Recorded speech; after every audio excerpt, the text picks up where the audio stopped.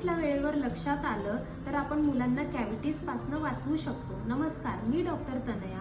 आज मी तुम्हाला सांगणार आहे दाताला कीड लागण्याची सुरुवातीची लक्षणं आणि त्याला ओळखण्याची सोपी चिन्हे. पहिलं म्हणजे दातांवर दिसणाऱ्या पांढऱ्या रेषा. कीड ही नेहमी काळी नाही तर पांढऱ्या रेषांनी सुरू होते.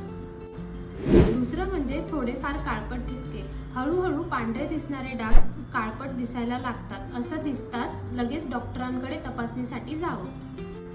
तिसरं म्हणजे गोड खाल्ल्यावरती तोंड धरून बसणं. चॉकलेट किंवा बिस्किट खाल्ल्यानंतर जर तुमचं मूल तोंड धरून बसत असेल तर हे सेन्सिटिव्हिटीचं पहिलं लक्षण आहे.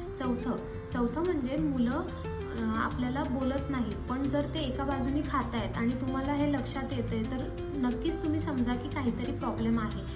पाचवं म्हणजे तोंडातून स्मेल येणं. दातात अडकलेलं अन्न सडतं आणि त्याचा खूप खराब स्मेल येतो. ही पण एक कॅव्हिटीज असण्याचं एक लक्षण आहे. ही लक्षणं जर ओळखली तर दात वाचवता येतो आणि मोठे ट्रीटमेंट टाळता येते.